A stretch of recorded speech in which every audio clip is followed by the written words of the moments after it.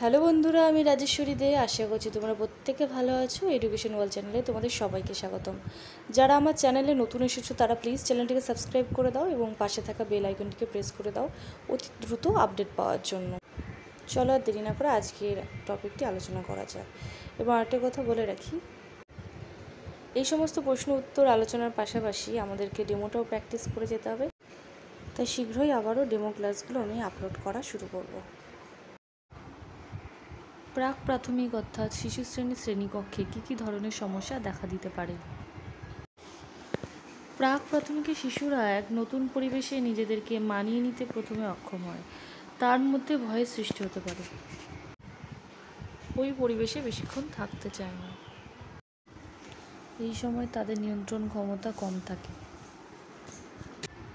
অনেক শিশুকে দেখা যায় ভয়ের কারণেই বা নিজের মনের কথা বলতে না পারার কারণেই শ্রেণীকক্ষের মধ্যেই টয়লেট করে দেয়।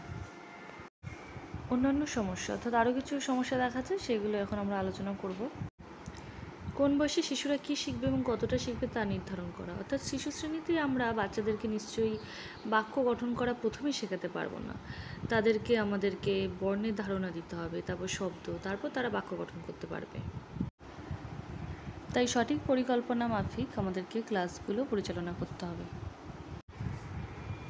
বইপত্র লেখার জন্য বিশেষজ্ঞদের কাজে লাগানো এবং ভাষা নিশ্চিত করা।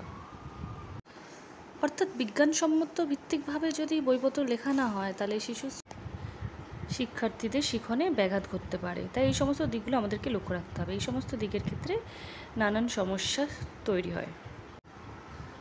পাঠ্যক্রমিক শিক্ষার মধ্যে গান, নাচ, ছবি আঁকা, আবৃত্তি, উচ্চারণ, খেলাধুলার ব্যবস্থা রাখা, অর্থাৎ বিভিন্ন ইনডোর এবং আউটডোর যে গেমগুলো রয়েছে সেগুলো করা।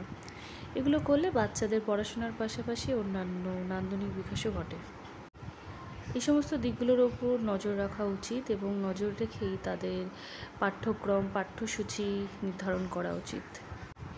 এই সমস্ত দিকগুলোর উপর লক্ষ্য না রাখলে তাদের পঠন পাঠনে অনেক ব্যাঘাত সৃষ্টি হতে পারে।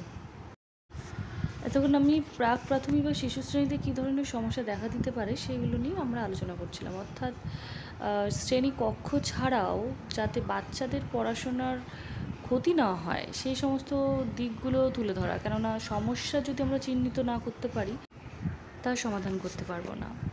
আর একটা কথা বলে রাখি, আমার চাকরি জীবনের 1 বছর পূর্ণ হয়ে গেছে এবং আমার সবথেকে যদি প্রিয় জায়গা হয় সেটা হচ্ছে প্রাক প্রাথমিক বা শিশু শ্রেণী। ওদের কাছে গেলে আলাদা একটা শান্তি পাওয়া যায়। আশা করছি তোমাদেরও খুব তাড়াতাড়ি সেই সুদিনটা আসবে, যাতে তোমরা এই সুন্দর ছোট্ট ছোট্ট ফুলেদের সাথে থাকতে পারো, তাদেরকে মানুষ করতে পারো। এটার আশাই আমি করব। আমার স্কুলের সমস্ত বাচ্চারাই আমার খুব প্রিয়, কিন্তু জানি না শিশু শ্রেণীতে গেলে আলাদা একটা শান্তি পাই, সেটা ভাষায় প্রকাশ করা অসম্ভব। আমি বুঝতে পারছি তোমরা খুব চিন্তিত তোমাদের ইন্টারভিউ কবে হবে। আমি ভগবানের কাছে প্রে করছি যাতে তোমাদের ইন্টারভিউ খুব শীঘ্রই হয় এবং আমি যতদূর পারবো আমার বেস্টটা দেওয়ার চেষ্টা করব তোমাদের জন্য। এডুকেশন ওয়ার্ল্ডের তরফ থেকে সবাইকে বেস্ট অফ লাক। ভালো থেকো সবাই।